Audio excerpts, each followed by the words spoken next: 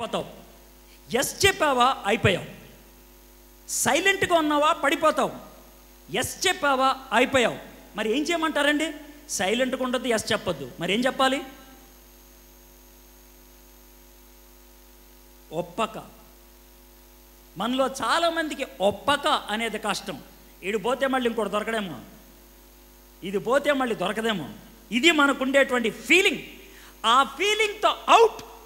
కానీ యోసేపు అలాంటి వాడు కాదు. ఒప్పక, నో నో. మొదటిసారి ఎవడైతే నో చెప్తాడో జీవితంలో నో చెప్పడం చాలా సులభం అవుతుంది. యోసేపు నో కాదు అని అన్నాడు. పైగా నో చెప్పింది ఎవరికి? తన యజమానురాలకి. భయపడాలి, కానీ ఆయన మాత్రం భయపడలేదు. ఏమన్నాడు తెలుసా? నాకు పవిత్రత ప్రాముఖ్యం. నా యజమానుడు తనకు కలిగినదంతయు నాకు చేతికి అప్పగించిన కదా, నా వశమున తన ఇంటిలో ఏమి ఉన్నదో అతడు ఎరుగడు కదా. యోసేపు ఎందుకని ఒప్పలేదో తెలుసా? Here is the clue. యోసేపు ఎందుకు ఒప్పలేదంటే యోసేపుకి తానెవరో తెలుసు. యోసేపుకి తానెవరో తెలుసు. చూడండి, నా యజమానుడు తనకు కలిగినదంతయు నా చేతికి అప్పగించిన కదా, నా వశములో తన ఇంటిలో ఏమున్నదో అతడు ఎరుగడు. ఈ ఇంటిలో నాకంటే పైవాడు ఎవడును లేడు. Joseph knows who he is. జోసెఫ్కి తానెవరో తనకు తెలుసు. నువ్వెవరువో నీకు తెలుసా? నువ్వెవరువో నీకు తెలిస్తే నువ్వు ప్రవర్తించేటువంటి విధానం మారిపోతుంది. 2 ఉదాహరణలు చెప్తాను. ఒకటి ఇంటర్నెట్లో నేను చదివింది, రెండోది నేను అనుభవించింది. 2 నీకు చెప్తాను. మొదటిది ఇంటర్నెట్లో అనుభవించి చెప్తాను. చాలామంది కుర్రోళ్ళకి స్పైక్స్ తెలుసు కదా, స్పైక్స్. ఈ స్పైక్స్ ప్రపంచంలో మొట్టమొదటిసారిగా ఎవరు పెట్టుకున్నారు తెలుసా? స్పైక్స్. ఎంటుకలు నెక్కబుడుచుకుంటాయి చూడు, ఆ విధంగా దాని స్పైక్స్ అంటారు. మొట్టమొదటి స్పైక్ వేసుకున్నావు కదా, నువ్వు కూడా వెనకాల వేసుకున్నావు. ఎవరు పెట్టాడు తెలుసా మొట్టమొదట?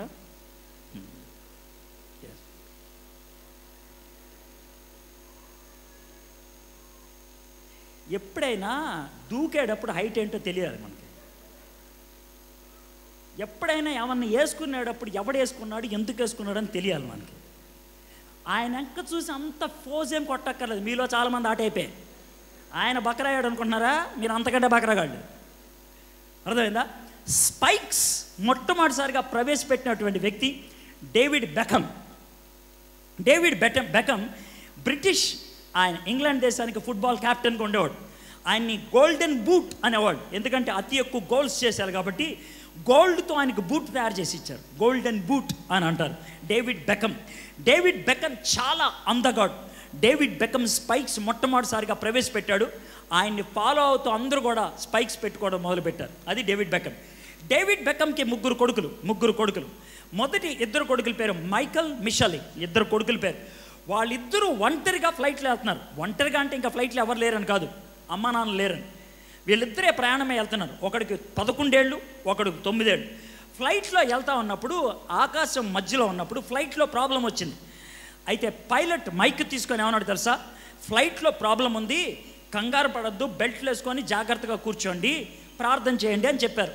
ఎప్పుడైనా పైలట్ ప్రార్థన చేయండి అని చెప్తే ఏమొస్తుంది మనకి? భయం. ప్రార్థన ఎప్పుడు చేయమంటారు? పోతున్నప్పుడు. అది పరిస్థితి. ఆ భయంతో అందరూ ఫ్లైట్లో ఉన్న వాళ్ళంతా లబో దిబో అరుస్తూ ఉన్నాడు. మైకల్ పెద్దోడు, మిషెల్ చిన్నోడు. మైకల్కి 11 ఏళ్ళు, మిషెల్కి 9 ఏళ్ళు. 11 ఏళ్ల కుర్రోడు అటు ఇటు చూస్తున్నాడు. 9 ఏళ్ల కుర్రోడు గట్టిగా అయ్యో ప్రభువా ప్లీజ్ సేవ్ us అని అరుస్తూ ఉన్నాడు. అప్పుడు పెద్దోడు తమ్ముడి వైపు చూసి అన్నాడు, రాయ్ మనము డేవిడ్ బెకమ్ కొడుకులమే, ఏడవకూడదు అని అన్నాడు. రాయ్ మనం డేవిడ్ బెకమ్ కొడుకులమే, మనం ఏడవకూడదు.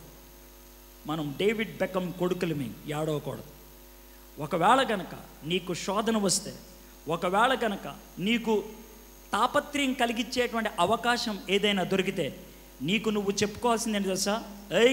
నేనెవరినో తెలుసా? ఆ దేవుడి బిడ్డని. ఇది మనకు వల్లదు. We cannot. యోసేపు తన దేవుడితో తనకున్న సంబంధాన్ని గుర్తించుకున్నాడు. నాకు ఈ ఆధిపత్యాన్ని అంతా ఇచ్చాడు. ఇంకేమని చెప్తున్నాడు తెలుసా? ఈ ఇంటిలో నాకంటే పైవాడు ఎవడును లేడు. నీవు అతని భార్యవైనందున నిన్ను తప్ప మరి దేనిని నాకు అప్పగింపై ఉండలేదు. హలో, నేనెవరో నాకు తెలుసు. ఇంకో మాట కూడా చెప్పమంటావా? నువ్వెవరో కూడా నాకు తెలుసు. I know my self, I know you. నేను నాకు తెలుసు, నువ్వు కూడా నాకు తెలుసు. ఈ రెండూ తెలియటమే కాకుండా నీవు అతని భార్యవైనందున నిన్ను తప్ప మరి దేనిని నాకు అప్పగింపి ఉండలేదు. కాబట్టి నేనెట్లు ఇంత ఘోరమైన దుష్కార్యము చేసి దేవునికి విరోధముగా పాపము కొట్టుకొందినని తన యజమాని భార్యతో అనెను. మూడో వ్యక్తిని, చాలా ప్రాముఖ్యమైన వ్యక్తిని తీసుకొచ్చాడు. ఎవరిని తెచ్చాడు దాంట్లోకి? దేవుణ్ణి తెచ్చాడు. హలో, నేనెవరో నాకు తెలుసు, నువ్వెవరో నాకు తెలుసు, మన ఇద్దరి మధ్యన ఉన్నటువంటి దేవుడు కూడా నాకు తెలుసు. దేవుణ్ణి ఎప్పుడైతే సీన్లోకి తీసుకొచ్చాడో ఇంకేమన్నా చేయగలిగాడా? లేదు. I cannot do this. అయితే శోధన అక్కడితో ఆగిపోయిందా? శ్రమగా మారిపోయింది. ఆమె మీద పడింది. మన భాషలో చెప్పాలంటే రేప్ చేయడానికి ప్రయత్నం చేసింది. ప్రపంచంలో ఎక్కడైనా అబ్బాయి అమ్మాయిని రేప్ చేస్తారు, కానీ ఇక్కడ మాత్రం రివర్స్, అమ్మాయే అబ్బాయిని రేప్ చేసే పరిస్థితికి వచ్చింది. అలాంటి పరిస్థితుల్లో ఆయన ఏమనుకున్నాడు తెలుసా? నా కోటు పోయినా పర్వాలేదు, నా క్యారెక్టర్ పోకూడదు అనుకున్నాడు. నా కోటు పోయినా పర్వాలేదు, నా క్యారెక్టర్ పోకూడదు అనుకున్నాడు. నా క్యారెక్టర్ కాపాడుకోవాలని పారిపోతే ఆమె లేనిపోయినటువంటి దోషం తన మీద పెట్టింది. ఒక్కసారిగా ఆలోచించండి, యోసేపు పరిస్థితి ఎలా ఉంటుందో. నేను ఆ రోజు రాత్రి మోకాళ్ళు పైకెత్తుకొని నీళ్లు తాగి ఎలాగ అరిచానో నాకు తెలుసు. కాబట్టి యోసేపు ఒకవేళ ఆ పరిస్థితిలో ఉంటే, దేవా పవిత్ర జీవితం జీవించినందుకు ఇదిగా నువ్వు నాకు ఇచ్చే మెడల్? దేవా పవిత్ర జీవితాన్ని జీవించినప్పుడు నాకు ఇచ్చేది సీట్ అదా? నన్ను కూర్చోపెట్టాల్సింది స్టేజ్ మీద. కానీ నన్ను ఎక్కడ కూర్చోపెట్టాలో తెలుసా? జైల్లో. కానీ ఆ టైంలో యోసేపు అలా అని ఉండడు, నాకు తెలుసు. ఎందుకని ఉండడో తెలుసా? ఆ జైల్లో ఉన్నప్పుడు పక్కన్నటువంటి దొంగలు వచ్చి, అన్న రాత్రి నాకు కల వచ్చిందే, నాకు కూడా కల వచ్చిందే, ఏంట్రా కల చెప్పండి అంటే చెప్పేశారు. అవునా, ఈ కలకి భావం ఇదిరా. కలకి భావాన్ని చెప్పగలిగాడు యోసేపు. ఎందుకో తెలుసా? బాధల్లో దేవుణ్ణి మర్చిపోలేదు, మోహములో దేవుణ్ణి మర్చిపోలేదు, క్లిష్టమైన పరిస్థితుల్లో దేవుణ్ణి మర్చిపోలేదు, ఒంటరితనములో దేవుణ్ణి మర్చిపోలేదు. దేవుణ్ణి ఎప్పుడు గుర్తుంచుకున్నాడు. అందుకే ఆయన్ని ముందు పిట్లో వేశారు, గోతిలో. ఆ తర్వాత గాడిద మీద తీసుకెళ్ళి ఆయన్ని బానిస బజార్లో అమ్మేశారు. ఆ తర్వాత పొతీఫర్ ఇంటిలోంచి జైల్లో పడేశారు. ఆ జైల్లోంచి దేవుడు ఎక్కడికి తీసుకెళ్ళాడు తెలుసా? ఉన్నతమైనటువంటి స్థానానికి తీసుకెళ్ళాడు. ఫ్రెండ్స్, ఆయన పెయిన్లో గెలిచాడు, ప్యూరిటీలో గెలిచాడు. అందుకే దేవుడు ప్రాస్పరిటీలోకి తీసుకెళ్ళాడు. నువ్వు పెయిన్లో ఓడిపోయావా? ప్యూరిటీలో ఓడిపోయావా? ఈ మధ్యకాలపు యవ్వనస్తులు అతి ఎక్కువ మంది పడిపోయేది ఎక్కడో తెలుసా? ప్యూరిటీ దగ్గర, పవిత్రం దగ్గర. నీ గుండె మీద నువ్వు చెయ్యేసుకొని నీ చూపుల్లో, నీ యొక్క తలంపుల్లో, నీ యొక్క చేష్టల్లో దేవునికి పవిత్రమైనటువంటి సాధనంగా నేనున్నాను అని నువ్వు చెప్పగలవా? ఒకవేళ కనుక చెప్పలేకపోతే దేవుడు నిన్ను ఉపయోగించుకొని ఈ దేశాన్ని బాగు చేస్తాడంటే దేవుడు పనికి మానోళ్ళ కనబడుతున్నాడా? దేవుడు చేతకానోళ్ళ కనబడుతున్నాడా? God will wait for a person. దేవుడు ఒక వ్యక్తి కోసం ఎదురు చూస్తాడు. ఆ వ్యక్తిగా నువ్వు ఉండడానికి ఇష్టపడుతున్నావా? God wants one person. నాకు ఒక్క వ్యక్తి కావాలి, పవిత్రంగా ఉండడానికి ఇష్టపడేవాడు, శ్రమల మధ్యన నన్ను మర్చిపోకుండా ఉండగలిగేవాడు ఒక్కడుంటే చాలు, నేను వాడిని వాడుకుంటా అన్నాడు. యోసేపుని దేవుడు ఆ విధంగా వాడుకున్నాడు. దేవుడు యోసేపుని అందలం ఎక్కించాడు. ఐగుప్తి సామ్రాజ్యానికి నెంబర్ 2 ఆయనే.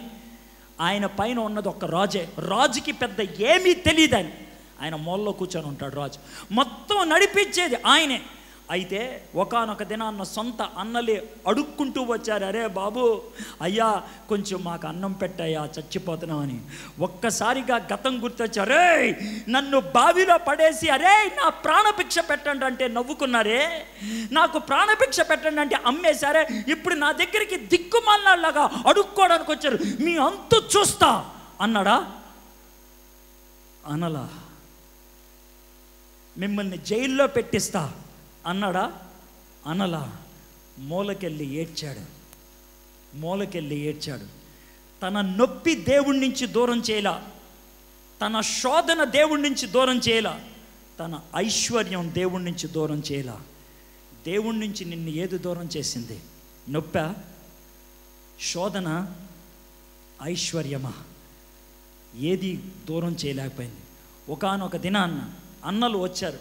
వచ్చి, తమ్ముడు నాన్నగారు చచ్చిపోయారు కదా, నాన్నగారు చచ్చిపోకముందు ఒక మాట చెప్పారురా. ఏమని చెప్పారో తెలుసా? నేను చచ్చిపోయిన తర్వాత తమ్ముడు మీ మీద కోపం చూపిస్తాడేమో, తమ్ముడిని క్షమించమని ఒకసారి చెప్పుకోండిరా అని అన్నారు. అని తమ్ముడి దగ్గరికి వచ్చి బతిమలాడుతూ ఉంటే ఆయన చెప్పినటువంటి జవాబు, ఆదికాండం 50:21. కాబట్టి భయపడుకుడి. 20వ మీరు నాకు కీడు చేయడు. యోసేపు, భయపడుకుడి, నేను దేవుని స్థానమందున్నానా? మీరు నాకు కీడు చేయనుద్దేశించిదిరు కానీ నేటి దినమున జరుగుచున్నట్లు, అనగా బహు ప్రజలను బ్రతికించినట్లుగా అది మేలుకే దేవుడు ఉద్దేశించిన. Look at this verse. ఈ యొక్క వర్స్ని అర్థం చేసుకోండి జాగ్రత్తగా. మళ్ళీ చదువుతున్నాను. యోసేపు, భయపడుకుడి, నేను దేవుని స్థానమందున్నానా? మీరు నాకు కీడు చేయనుద్దేశించిరి. అంటే సొంత అన్నలు ఈయన్ని చంపేద్దాం అనుకున్నారు, కానీ నేటి దినమున జరుగునట్లు, అనగా బహు ప్రజలకు బ్రతికించున్నట్లుగా అది మేలుకే దేవుడు ఉద్దేశించిన. మీరు నాకు నష్టాన్ని కలిగిద్దాం అనుకున్నారు, మీరు నాకు కష్టాన్ని కలిగిద్దాం అనుకున్నారు, మీరు నన్ను చంపేద్దాం అనుకున్నారు, కానీ దేవుడు దాన్ని ఉపయోగించి ఏం చేశాడు తెలుసా? మిమ్మల్ని అందరినీ రక్షించడానికి నన్ను వాడుకున్నాడు. మై ఫ్రెండ్స్, ఆయన నొప్పిలో, ఆయన శోధనలో, ఆయన సంపదలో ఎప్పుడు కూడా దేవుణ్ణి మర్చిపోలేదు. అందుకే దేవుడు తన దేశాన్ని రక్షించడానికి యోసేపుని వాడుకున్నాడు. ఈరోజు మన దేశాన్ని రక్షించడానికి యోసేపు లాంటి వాడు కావాలి, యథార్థవంతుడు కావాలి, పరీక్షలలో నిలబడేవాడు కావాలి, శోధనలో పడిపోకుండా ఉండేవాడు కావాలి. మీలో కొంతమందికి పెద్దవాళ్ళకి తెలిసి ఉంటుంది, ఇది వరకు చీఫ్ ఎలక్షన్ కమిషనర్ ఒక ఆయన ఉండేవాడు రాజీవ్ గాంధీ యొక్క ప్రభుత్వం సమయంలో 84, 85 ఆ ప్రాంతాలు. ఆయన పేరు టిఎన్ శేషన్. నెత్తి మీద ఎంటుకలు ఉండవు, తమిళనాడు ఆయన, టిఎన్ శేషన్. ఆయన ఒక మాట చెప్పాడు, ఏమన్నా తెలుసా? భారతదేశంలో భూతద్దం పెట్టి ఎతికితే 1 గజం పవిత్రమైన స్థలం దొరకదన్నాడు. ఆయన అన్న మాట, భారతదేశంలో భూతద్దం పెట్టి ఎతికితే గజం స్థలం పవిత్రమైంది దొరకదు అన్నాడు. ఎందుకో తెలుసా? భారతదేశంలో పవిత్రమైన వాళ్ళు లేరు అని అన్నాడు. పవిత్రమైన వాళ్ళ కోసం దేవుడు ఎదురు చూస్తూ ఉన్నాడు. ఒక్క పవిత్రమైన వాడు దొరికితే దేవుడు సమాజాన్ని మార్చడానికి ఇష్టపడేటువంటి వాడు. 1%. నాయకుల్ని మార్చగలిగేది ఆయనే, దేశాన్ని మార్చగలిగేది ఆయనే. ఈ మధ్యకాలంలోనే నేను ఇంగ్లాండ్ దేశానికి వెళ్ళాను. ఇంగ్లాండ్కి వెళ్ళకముందు 1997వ సంవత్సరంలో సిద్ధార్థ డిగ్రీ కాలేజ్ విజయవాడలో నా ఫ్రెండ్ని కలవడానికి వెళ్తే వాడు ఏమన్నాడు తెలుసా? టైం ఉందలా లైబ్రరీలో కూర్చో అన్నాడు. లైబ్రరీలో పుస్తకాలన్నీ ఎదుగుతూ ఉంటే ఒక పుస్తకం ఊరినే యాదృచ్ఛితంగా తీశాను. నల్లట్టున్నది, పుస్తకం పేరేంటో కూడా తెలియదు. చూశాను, రాజా రామ్మోహన్ రాయ్ అని ఉంది. అలా పేజీలు తిప్పుకుంటూ వెళ్ళాను. చదువుతూ ఉంటే దాంట్లో రాజా రామ్మోహన్ రాయ్ చనిపోవడానికి 26 రోజుల ముందు విలియం కేరీకి రాసినటువంటి ఒక లెటర్ ఫోటో తీసి పెట్టించారు. దాన్ని చదవటం మొదలుపెట్టాను. ఆ ఫోటోలో ఏముందో తెలుసా? అధిక దేవుళ్ళు ఉన్నటువంటి ఈ దేశంలో దేవుడు ఒక్కడే అని చెప్పితే నాకు నమ్మటం సులభమే, కానీ నువ్వు చెప్పే మాట నాకు కష్టంగా ఉన్నది. ఎందుకో తెలుసా? నువ్వేమని చెప్తున్నావు తెలుసా? క్రైస్తవుల దేవుడు త్రిత్వం అంటున్నావు. నేను అధిక దేవుళ్ళని నమ్మటం కష్టం కాబట్టి, దేవుడు ఒక్కడే ఉన్నాడు అని నమ్మటం సులభం కాబట్టి దేవుడు ఒక్కడే అని చెప్పడానికి ఇష్టపడుతున్నావు. కానీ నువ్వు దేవుడు త్రిత్వం అని చెప్తున్నావు. అది ఎలా నమ్మాలో అర్థం కావట్లేదు. నేను తపన చెందుతున్నాను. ఇది వద్దు అంటే భయమేస్తుంది, కావాలంటే మనసు ఒప్పుకోవట్లేదు. ఆ రెండింటి మధ్యన తబ్బిబ్బు అవుతున్నాను. ఆ ఉత్తరం చదివిన తర్వాత రాజా రామ్మోహన్ రాయ్ గురించి మరికొంచెం చదవాలనిపించింది. ఆ పుస్తకాన్ని చదువుతాను అని అంటే నా మిత్రుడు అన్నాడు, అన్నా ఈ పుస్తకం